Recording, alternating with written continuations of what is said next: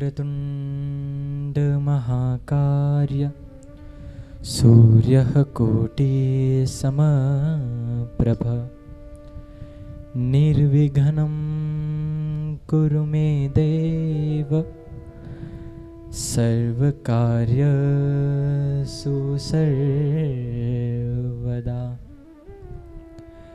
शुक्लां ब्रह्मविचारसार परमाम् आद्यां जगदव्यापिनीं वीणां पुस्तकधारिणीम् अभयदां जाढ्यां दहपकारापहाम् हस्ते स्फाटिकमालिकां विदधति पद्मासने संस्थिताम् वन्दे ता परमेश्वरीं भगवतीं बुद्धिं प्रदां शारदाम्। नमः कमलनाभाय नमस्ते जलशायिने नमः केशवानन्त वासुदेवाय नमो नमः। घण्टाशूलहलानि शङ्खमुसले चक्रं धनुःशायकं हस्ताब्जे धनन्तीं धनान्विलिच्छितं सुतुल्यां प्रभां गौरीदेयसमन्दवात्रिजगदाधार भूतं महा पूर्वः मन्त्रः सरस्वती मनुभजे शुम्भादिदैत्यार्धिमर्दनम्। गुरुर्ब्रह्मा गुरुर्विष्णु गुरुर्देवो महेश्वरः गुरुर्साक्षात् परं ब्रह्म तस्मै श्रीगुरुवे नमः। ज्ञानमूलं गुरुरूपं पूजामूलं गुरुपदं मन्त्रमूलं गुरुर्वाक्यं मोक्षमूलं गुरुकृपाः। ॐ भूर्भुवस्वः तत्सवितुर्वरेण्यं भर्गो देवस्य धीमहि धियो यो नः प्रचोदयात्। ॐ भूर्भुवस्वः तत्सवितुर्वरेण्यं भर्गो देवस्य धीमहि धियो यो नः प्रचोदयात्। ॐ भूर्भुवस्वः तत्सवितुर्वरेण्यं भर्गो देवस्य धीमहि धियो यो नः प्रचोदयात्। ॐ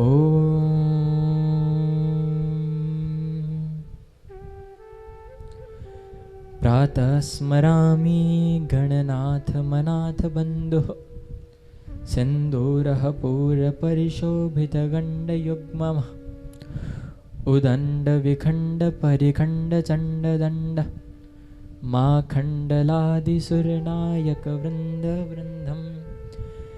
प्रातः स्मरामि भवभीतिमहार्तिनाशं नारायणः गरुडवाहननाथं ग्राहं विभूतवर्णवरवारणमुक्तिहेतुं चक्रायुधं तरुणवारिजपत्रनेत्रं।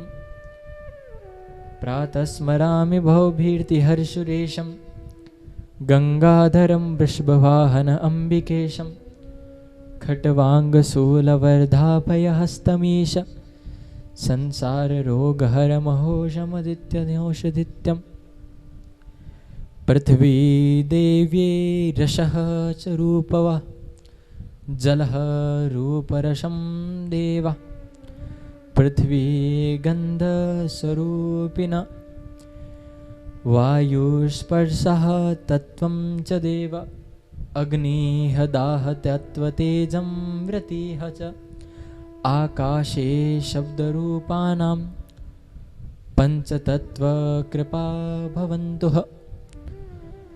नीलाञ्जनः क्षमाभाषं रविपुत्रं यमाग्रजं छायामार्तण्डसम्भुतं तं नमामि शनैश्चरम्।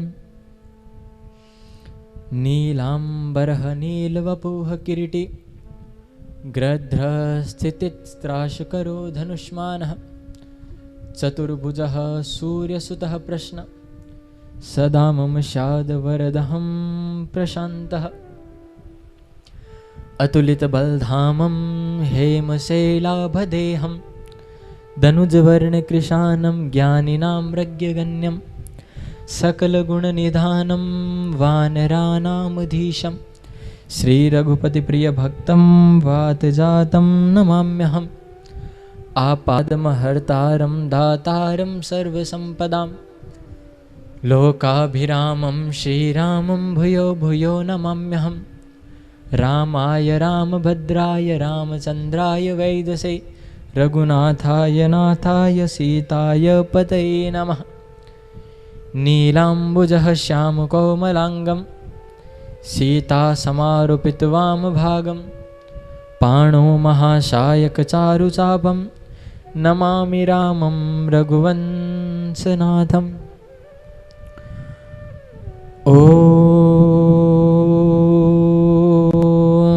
नमः शिवाय। ॐ नमः शिवाय। ॐ नमः शिवाय। वरहापीडं नटवरवपुः कर्णियो कर्णिकारं बिभ्रदवासकनककपिशं वैजयन्ती च मालयां रन्ध्राणवेणोरधरः सुधया पुरयणगोपवृन्दे वृन्दारण्यस्वपदरमणं प्राविशदः गीतकीर्तिः। अहो वकीयं स्तनकालकूटं जिन्धाशया यदाप्यहं साधवीं लेभे गतिधात्र्युचितां ततोऽन्यकवां दयालुशरणं व्रजेमः। राधा साध्यं साधनं यस्य राधा मंत्रो राधा मंत्रदात्री च राधा राधा राधा सर्वं राधा। एक बार पुनः श्रीमद् भागवत जी का बड़े ही प्रेम से आनंद से निरंतर 7 दिवस तक बड़े आनंद के साथ रसास्वादन करेंगे, सुनेंगे बड़े प्रेम से। अकारण करुणा वरुणालय भक्त वांछित कल्पतरु तड़ित विधुत विंदित पीतांबरधारी मेरे बाल कृष्ण लाल, मेरे प्यारे कृष्ण की वांगमय प्रतिमूर्ति, मेरे कृष्ण की शब्दमय प्रतिमूर्ति, मेरे कृष्ण की रसमय प्रतिमूर्ति श्रीमद् भागवत। आइए श्रीमद् भागवत जी को भी हम मिलकर प्रणाम करते हैं। श्रीमद् भागवत पुराणाय नमः। एक एक बात को बड़े ध्यान से सुनिएगा। तो जब हमारे मन में यह विचार जागृत हुआ, को पता है बहुत नेसेसरी आवश्यकता है, उसके बिना तो हमारा जीवन ही नहीं है। तो ऑक्सीजन बिना वृक्षों की आएगी कहां से? निरंतर हम तो अपने घर के कार्यों में उन सभी वृक्षों को काटते जा रहे हैं, निरंतर उनका हम हाश कर रहे हैं, विनाश कर रहे हैं अपने स्वार्थ के लिए। और जब वृक्ष कट रहे हैं तो उसका फल हमें मिल रहा है। कैसे? प्रकृति का नुकसान हुआ, शुद्ध वायु की कमी। अब जो वायु भी ले रहे हैं वो दूषित इतनी है कि श्वास की दिक्कत आने लगी। वायु से तो श्वास की दिक्कत थी, तब तक ठीक था। साथ ही जीवन में एक ऐसी प्रलय और आ गई जिसका सामना करने का भी अभी तक कोई ठोस प्रमाण नहीं आया। कि हाथ मिलाओ तो रोग आ सकता है, किसी से बात करोगे तो मुंह के माध्यम से रोग आ सकता है। यानी कि हमारे ऊपर प्रकृति, बेजुबान पशु पक्षी इस रूप से हमारे ऊपर रुष्ट हुए हैं, क्रोधित हुए हैं कि देखिए निरंतर साल निकलता है और एक साल हमें कोई ना कोई बड़ी बीमारी, कोई ना कोई बड़ा रोग देकर जाता है। कुछ समय पूर्व आपने देखा होगा उत्तराखंड में इस प्रकार से लोगों को पता भी नहीं चला और एक ही दिवस में, कुछ ही क्षणों में भीषण बाढ़ आई। बाढ़ भी नहीं, भीषण बाढ़, सब बहा कर ले गए। क्या कर लिया किसी ने? सब जैसे पानी जाए वैसे उनको बहना पड़ेगा। समय व्यतीत हुआ, स्वाइन फ्लू आ गया, डेंगू आ गया, मलेरिया आ गया। हमने कहा भगवान चिंता नहीं है, उपचार है हमारे पास। Why you worried? आप क्यों चिंतित होते? आपको चिंता की जरूरत नहीं है, हम बैठे हैं। उनके भी हमने तरीके खोज लिए, उनकी वैक्सीन जो बननी थी भाई जिससे ये रोग खत्म हो सके वो हमने खोज लिया। भगवान ने कहा भाई जब व्यक्ति को मैं यह बताना चाह रहा हूं कि तेरे पास समय नहीं है, परंतु उसके मन में फिर भी यह इच्छा है कि मैं और जीऊंगा, उसके मन में यह बात बैठी है कि मुझे और जीना है, और जीऊं, लिव लाइफ, खुल के जीऊं, तो जब व्यक्ति जीने के बारे में सोचता है तो बात तो ठीक है, पर अपने जीने के पीछे दूसरे का जीना बेकार कर दे वो बात सही नहीं है। तो जो वैश्विक पूर्ण विश्व में बड़े रूप से हमारे ऊपर क्रोधित होकर आई है वैश्विक कोरोना महामारी, महामारी इसको सरकार द्वारा बतला दिया गया है कि अभी तक ठोस रूप से हमारे पास इसका इलाज नहीं आया है। आपका ध्यान रख सकते हैं, कोशिश कर सकते हैं, पर रोग आया और इलाज अभी तक हमारे पास नहीं बना। यानी परमात्मा यह बताना चाहता है, भगवान यह बताना चाहता है, प्रकृति का क्रोधित होना भी जरूरी था, भगवान का क्रोधित होना भी जरूरी था। इंसान तो अपने आप को इस किराए के घर का मालिक समझ बैठा कि जो जीवन भगवान द्वारा दिया गया है अल्प आयु का, पहले तो मान सकते हैं लाखों वर्ष आयु थी, अभी भी हो सकती है, कोई बड़ी बात नहीं है, पर हमने अपने आप को ही ऐसा बना लिया है कि 100 वर्ष देखने को पड़ता है कि 100 वर्ष का हुआ है, मिलेगा नहीं, 50, 60, 70। जिसके कर्म अच्छे हैं, जो पहले से भक्ति कर रहे हैं या भगवान का नाम लिया है, वो आज भी सही है। यानी हमने प्रकृति को रुष्ट किया, परमात्मा को रुष्ट किया, जिसका हमें हर्जाना भोगना पड़ेगा। अब लोग कहेंगे कि भाई आप तो धार्मिक व्यक्ति है तो आप यही कहोगे, डॉक्टर और तो कह देंगे ये रोग है। हाँ रोग है, इससे कोई मनाही थोड़ी है, परंतु रोग आया क्यों? हर रोग के पीछे कोई कारण था, और जितने कारण निकले जानवर निकले, किसी में मच्छर, और इसमें यह पहले चमगादड़ का बताया गया। यानी कि उन जानवरों ने, हमने उनसे इतना घृणा कर ली है, उनसे घृणा करते हैं, उनको भोजन देने में, दाना देने में, चुग्गा देने में हमें घृणा है, हमसे खर्चा नहीं होता, पर उनका भक्षण करने में हमें इतनी सी भी लज्जा शर्म नहीं आती। और हम उन बुरी चीजों का नाम नहीं लिया जाए तो ही अच्छा है कि उनका भक्षण करते हैं अपने शरीर को अच्छा बनाने के लिए। दूसरे जीव की हत्या की है जिससे कि मैं अच्छा दिख सकूं। और जो व्यक्ति प्रकृति से खिलवाड़ करता है उसका हर्जाना हाथों हाथ मिलता है। समय नहीं है अब, क्योंकि अब तो आप स्वयं देखते हैं हर काम ऑनलाइन होता है, तो भगवान देरी थोड़ी करेगा। यानी का इसी का अब और अभी के अभी है। तो उससे निवारणार्थ है, बचना है। तो जीवन में केवल एक ही ऐसा लक्ष्य है जो आपको बचा सकता है, वो है हरिनाम संकीर्तन। भगवान का नाम लेवे। अब तो आप ये भी नहीं कह सकते कि हमारे पास टाइम नहीं है। इतना टाइम दिया है कि सुबह से लेकर रात तक लो तो भी समय बच जाए। इतना समय मिला है हमें, आराम से बैठकर नाम लेवे।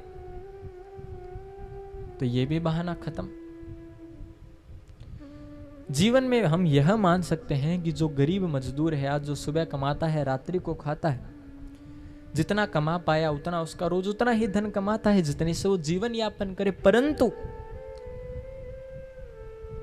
हम ऐसे व्यक्तियों के बारे में यह कल्पना कैसे कर सकते हैं जिनके आज शायद भगवान की उनके ऊपर असीम अनुकंपा है, बड़े बड़े रूप में, जिनके पास स्वयं मां लक्ष्मी विराजमान है। वह अगर आज के समय में जितने बाहर निकल कर आए उतना अच्छा होगा। क्यों? क्योंकि आपने एक यज्ञ करवाया है, तो यज्ञ का पुण्य जो है जीवन भर आपके साथ नहीं जाएगा। कितना उम्र साथ है, यज्ञ हुआ, आपने जितनी राशि दी या जिस आपका जितना सामर्थ्य था, जितना यज्ञ किया, यज्ञ का सामान संपूर्ण हुआ, आपका पुण्य वहीं तक है। परंतु देखिए एक ऐसा ग्रंथ श्रीमद् भागवत पुराण, जिसके बारे में यह वर्णन है कि 17 पुराण रच दिए गए, फिर भी एक व्यक्ति जिसका नाम है वेद व्यास, शांति नहीं मिली कि क्या कर रहा हूं मैं, मन को संतोष नहीं मिल पाया।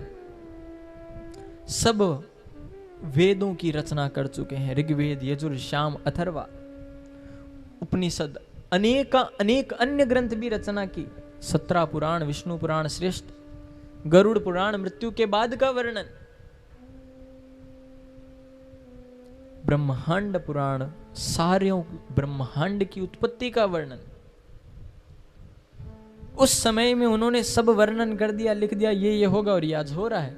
परंतु देखिए उस व्यक्ति ने भी, जिसने लिखा, उसे भी संतोष नहीं मिला इतना लिखने के बाद कि क्या करूं मैं, हो क्या रहा है।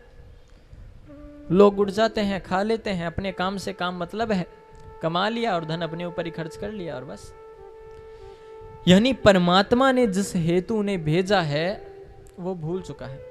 और कोई ज्यादा सत्संग का कहेंगे, कोई भजन का कहेगा तो कहेंगे इनका तो काम ही है, इनकी बातों में मत आओ। भरी भाई, जब जीवन का लक्ष्य परमात्मा था, भगवान था, यह व्यक्ति, हर इंसान को इस बात से वाकिफ है कि खाली हाथ आया और खाली हाथ जाएगा। परंतु फिर भी और कमा लो कि मेरी आगे वाली पीढ़ियां भी घर बैठ कर खाए। यानी हमने सोच के रखा है कि जो आने वाली पीढ़ी है उसे निकम्मा बनाना है। भाई मैं आज इतना कमा लूं कि आगे वाली 10 पीढ़ी, जब उनको पता है आने वाली 10 पीढ़ी को कि मेरे दादा के पास, मेरे परदादा के पास, मेरे बाप के पास इतना धन है, तो उतनी मेहनत नहीं करेगी फिर कमाने के लिए, फिर वो निकम्मे बन जाएंगे। और पैसा जितना इकट्ठा किया जाता है उससे तेज रफ्तार से लगता है, ये बात ध्यान रखिए। अब जीवन में कितना ही सोच लो, इकट्ठा कर लो। अब इस कोरोना महामारी का पता था कि जीवन में ऐसे आ जाएगी और 2-2 महीने लोगों को घर में बैठना पड़ेगा? नहीं पता था, पर आ गई। यानी कि जब हम धन का संचय करते हैं, धन क्या है? लक्ष्मी, माया। तो हमने माया को तो अपनाया, और माया किसकी पत्नी है? विष्णु जी की। लक्ष्मी विष्णु की पत्नी। तो पत्नी को तो हम बंद करना चाहते हैं और पति से दूर हटना चाहते हैं। तो पत्नी भला बिना पति के पूछे थोड़ी आएगी। तो पत्नी को अपना रहे हैं और पति को दूर कर रहे हैं, माया को अपना रहे हैं, माया पति को दूर कर रहे हैं। तो ज्यादा समय के लिए माया आ तो जाएगी पर टिककर नहीं रहेगी। माया तब ही रुकेगी जब माया पति को बुलाया जाए। पहले माया पति को बुलाओ, फिर माया को अपनाओ। प्रेम से कहो ना, जय श्री कृष्ण। यानी कि हमें जीवन में मायापति के कार्य हेतु अपने आप को लगाना पड़ेगा। मायापति का कार्य क्या है? पर उपकार, दूसरे के प्रति उपकार की भावना से कार्य करना ही परोपकार है। उसमें मेरा स्वार्थ नहीं होना चाहिए कि मेरा नाम हो, ये हो, वो हो। स्वार्थ भी ठीक है कि नाम हो, क्योंकि नाम भी ऐसा कि मुझे देखकर शायद 10 जने और सामने आए, वहां तक ठीक है। पर हम केवल मन में यही सोच लें कि काम तो दान का है, पर दान कर रहे हैं 100% और मन में भी 100% यह है कि इससे मेरे नाम होगा, वो दान नहीं है। वह तभी कार्य करेगा जब आपका दान सेवा में लगेगा, असल व्यक्ति के हाथ में जाएगा, धर्मार्थ के काम में लगेगा। और जितना हो दान अपने हाथ से करो, सामने खड़े होकर करो, वो ज्यादा पुण्यदायी है। कर पवित्र सेवा किए, धन पवित्र किए दान। धन तभी पवित्र होता है जब दान किया जाए। पर हमारी हर चीज की संचय की बुद्धि ने आज हमें इस काबिल बना दिया कि घर से बाहर भी जाते हैं तो मुंह को ढकना पड़ता है। जिस भारत का यह वर्णन है इतिहास में कि सूरवीर सदैव अपनी छाती को आगे करके मुंह को ऊपर करके चला करते थे, उस भारत में आज मुंह ढकना पड़ रहा है। जिस पुराण में वर्णन है कि व्यक्ति को अपने हाथ अमृत यानी जल से, अमृत यानी गंगा जल से धोने चाहिए, वो आज अपने हाथ मदिरा से धो रहा है। इससे ज्यादा बुरा समय हम शायद न देखें तो ही अच्छा होगा। और ये हम खुद कर रहे हैं, किसी अन्य ने नहीं किया। हम चाहे इल्जाम किसी अन्य पर दे सकते हैं और शायद होगा भी, परंतु कुछ हमारा भी है। हम अपना ध्यान नहीं रख रहे, और जो व्यक्ति अपना नहीं रखेगा दूसरे का तो परोपकार करने की संभावना ही पैदा नहीं होती। तो दूसरे की परहित का भावना से जो दूसरों का भी कल्याण करे और स्वयं का भी कल्याण कर दे, ऐसा ग्रंथ श्रीमद् भागवत पुराण, जिसको निरंतर आप सभी घर पर बैठकर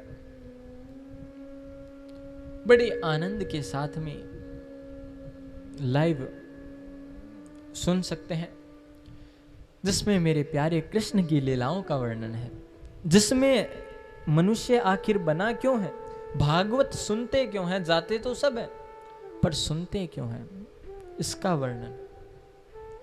तो आइए भागवत जी के महात्म्य में प्रथम श्लोक में हम प्रवेश करते हैं और प्रेम से आगे बढ़ेंगे। प्रेम से कहिए ना, जय श्री कृष्ण।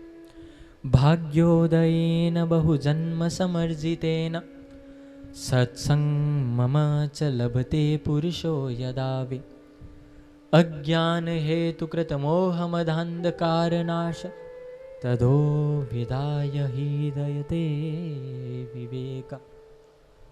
कि भाग्योदयेन बहुजन्म, कि हमारे मन में यह सवाल उठता है कि हम जीवन में इतने अच्छे काम कर रहे हैं। कोई व्यक्ति होते हैं अच्छे काम करने वाले भी हैं, बुराई है तो अच्छाई भी है। तो हम इतने अच्छा काम करने वाले, हम जीवन जी रहे हैं, हमारे कर्म भी अच्छे हैं, फिर भी हमें अच्छा फल क्यों नहीं मिल रहा? भाई हम अच्छे करने वाले हैं फिर भी हमारे साथ बुरा क्यों हो रहा है? ये सब जीवन में हर व्यक्ति यह सवाल अपने मन में रखता है। तो इस पर विस्तृत चर्चा तो हम आगे करेंगे, पर देखिए सूक्ष्म रूप से इसका उत्तर कि हम जीवन में केवल अपने जीवन को संवारने के बारे में सुनते जरूर है, पर अमल कोई नहीं करता, कोई भी नहीं। जो कर ले उसको फिर सुनने की जरूरत कहां?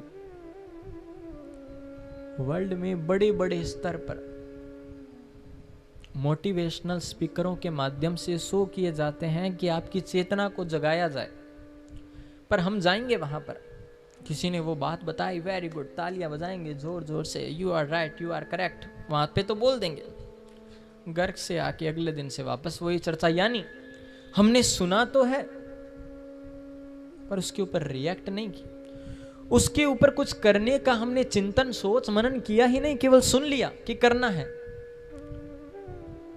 केवल सोचने माध्यम से अच्छा काम हम यह सोच सकते हैं कि होगा तो भगवान जन्म लेगा, परंतु अच्छा काम हो तो उसे हम जब तक अपने हाथों से नहीं करेंगे उसका पुण्य प्राप्त होने वाला नहीं। यानी कि जीवन में हमने केवल सुना है, किया नहीं। और बड़ा ही सुंदर वर्णन है कि बड़े ध्यान से सुनिएगा, सुनत्व, सुनो, तस्य स्मृति वचनात् एव, उसकी स्मृति अपने मन में रखो, याद रखो कि मैंने क्या सुना।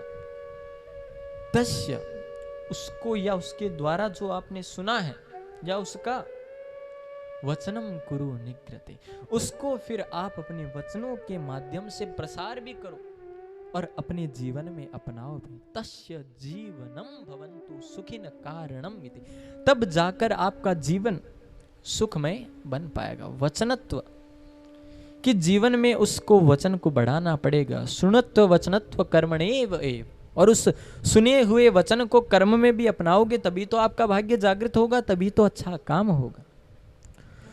सुनत्व न कर्णत्व एव देव्यामि, केवल सुन लेना और न करना, वह लक्षण देखिए पशु के भी नहीं होते। पशु को भी आप कुछ कहोगे तो वो उसके ऊपर आपकी चर्चा, उसके ऊपर अपना रिएक्ट उसी समय कर देता है। तो हम पशु से भी गए गुजरे हैं, मानना पड़ेगा। पशु को लाठी दिखा दो तो वो एक जगह से दूसरी जगह नहीं जाता। और सरकार ने साफ कह दिया कि अगर आपको केवल 2020 में यह इच्छा रखनी है कि केवल मुझे यह जीवन निकालना है, कैसे ही करके, और वह आप तभी निकाल सकोगे जब स्टे होम सेफ होम, जब आप घर पे बैठोगे, काम नहीं है फिर भी इधर जा रहे हैं उधर जा रहे हैं, बेमतलब के इधर उधर चक्कर, मतलब क्या है? गाड़ी का तेल हम जला रहे हैं, प्रदूषण हम फैला रहे हैं। यानी कि केवल सुन लेना ही जरूरी नहीं। पशु भी कही हुई बात को डंडे से समझ जाता है। सरकार ने इतने बंदोबस्त किया है फिर भी हम नहीं समझ रहे। मैं मानता हूं ये कोई बड़ा रोग नहीं है। हमारे भारत ने, देश का इतिहास रहा है सूरवीरों से परिपूर्ण रहा है। शायद 1920 के लगभग भी ऐसे 3.5 या 4 दिन की स्थिति उत्पन्न हुई थी। रहा वो आगे नहीं रहा ना। इससे भयानक भयानक भारत ने स्थितियों का सामना किया है। पहले के दौर में क्यों? उनको विश्वास था, उनका धर्म जीवित था, उन्होंने संस्कृति को बचा के रखा था। और आज एक हम है, ना संस्कृति बची, ना अपने समाज को लेकर चल रहे हैं, ना अपने धर्म को लेकर चल रहे हैं, और ना ही अपने परिवार द्वारा बताए गए नियमों पर। हर परिवार जब नियम बतनाता है तो हम उसे संज्ञा दे देते हैं कि ये एक पक्षी को पंजरे में कैद करने की वार्ता है। यानी कि किसी की आप स्वतंत्रता को रोक नहीं सकते। ये हमारे विचार होते हैं जब हमारे ऊपर नियम लगाए जाते हैं। तो भाई कोई स्वतंत्रता का नियम अगर बना है, हमारे देश में कानून कोई इसलिए थोड़ी है कि सब मौज करे। कानून इसीलिए है कि जब हर एक व्यक्ति कानून के भय से नियमों का पालन करेगा तो वह सही से जी पाएगा और दूसरे को भी जीने देगा।